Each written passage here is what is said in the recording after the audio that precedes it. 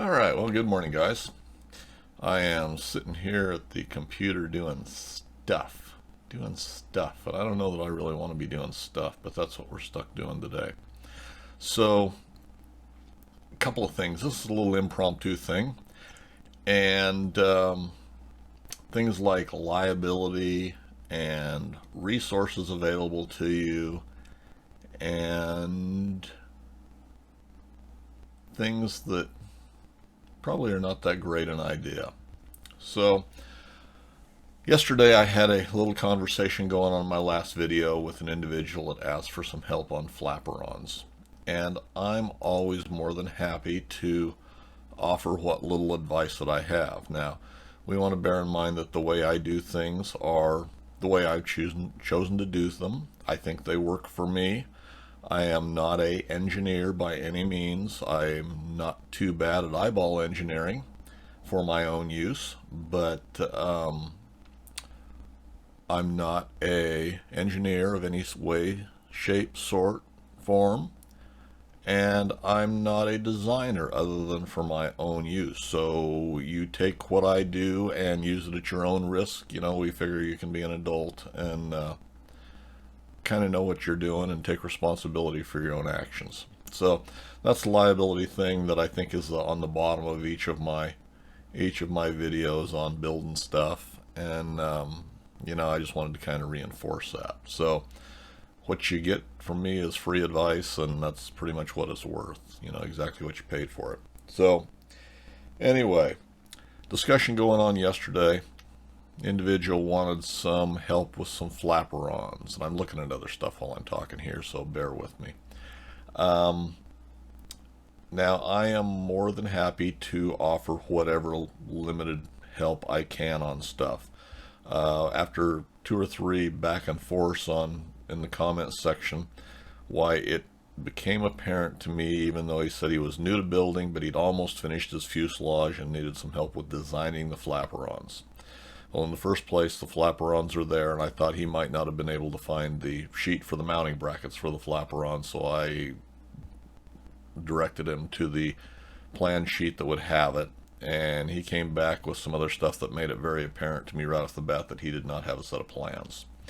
Now, the cost of admission for a set of 701 plans, when I looked yesterday, was now $575 from Zenith. And that was my final note back to him before he stopped the conversation, or before I stopped the conversation, I guess, was that he needed to contact Zenith and have a set of plans.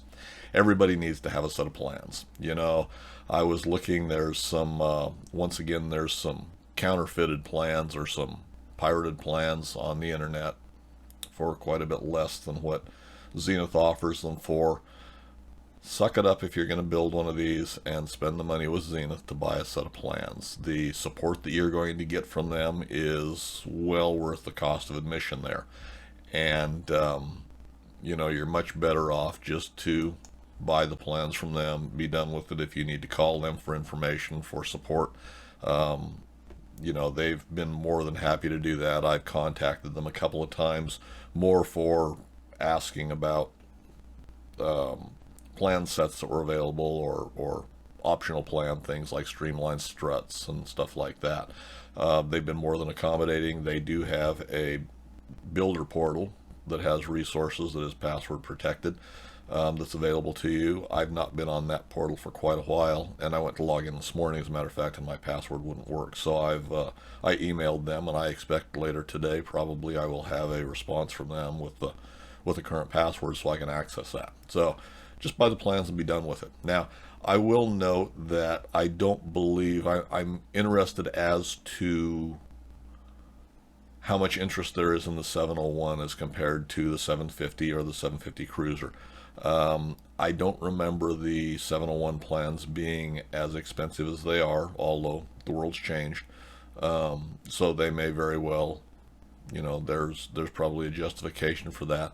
But I believe there's been a little more of a resurgence in interest in STOL aircraft. So I think maybe that's maybe helped sales and maybe prompted a little price increase on those, because as far as I know, the 701 has been kind of a old technology thing. The guys that are building 701s or have been are probably still building them or finishing them and flying them. But most people, I thought, had shifted over to the 750s and the 750 cruisers. So that may be market driven, which there's a lot of things that are market driven. But there are other resources out there, and a lot of the resources that are there on the internet for you, you want to take note of, because we say that the things that are put on the internet are there forever. And that's not necessarily true. It is if it's stuff we don't want there. But if there's things there that we want to be there, why, a lot of times they're gone. I just had some outside interference, we'll say, with my hillsgun website, and it currently is not up. And it's probably going to be rebuilt. Well, I know it's going to be rebuilt. I've been working on that. But right now, all that's there is a placeholder. And a lot of the information that was there will not be put back up, just because I either have lost track of it and don't have it anymore, or outdated information that I don't think is that relevant, or it's just something that doesn't suit what I want to put up there at this point in time. So some of that information is going to be gone. There's been quite a few websites over the years that have been great resources, if nothing else, for motivation. There was a 701 builder, I believe, in the Northeast that was building a 701 from a kit, and he had a blog style web post up. It was 701 Builder was the name of it, and that's now gone. Now I believe that aircraft is or was flying last I knew, but now the building phase is over and the website's gone there. So it, if nothing else, was a great motivator. You know, you could go on that site and scroll through the pictures and see the different things being built. And I really used that as a motivational website for me. I sit and look at it in the morning if I was trying to get motivated to do something or just wanted to waste a few minutes.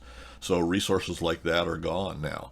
A lot of these sites, when the builders, the owners of the sites, when they either lose interest, when they pass away, when things, you know, change in life, why, a lot of times those websites will not be updated, and pretty soon they're just gone. Right now I'm looking at a Max Machine Design, MMD website, who sells the brake plans for the larger Max Machine brake. That's, you know, I've got one of them that I built, and it's been kind of pointed out on the on Greg 750 channel, showing that brake, and actually it's got pictures of my brake. He still sells the plans for those for, I think, $35, and I would imagine at some point, as he gets a little bit older, and he's getting up there a little bit now, eventually this website will go away, and those plans will go away with it. They'll no longer be available. So a lot of those resources come and go. On his website, as a side note, he's got a little section on on a recumbent bike that he built from a you know, bought an off-the-shelf inexpensive bike and then converted it over into a recumbent, and it's really a cool little design. At one point he offered plans for those, and apparently someone, I would assume someone, had some copyright issues or something, or he may have been concerned about a liability issue there, to where those plans are gone. You know, that's another one that I have a set of those plans there that I traded him with. You know, he still has an offer up here. When you buy his plans for the $35, if you complete one of his breaks and send him pictures to put on the website, why, he'll refund your money, your $35. And when I finished mine, I just sent him pictures of it, which are on his website, and I just had him send me a set of the plans for that recumbent. So it was you know, a good deal all the way around. But anyway, a lot of that stuff will go away.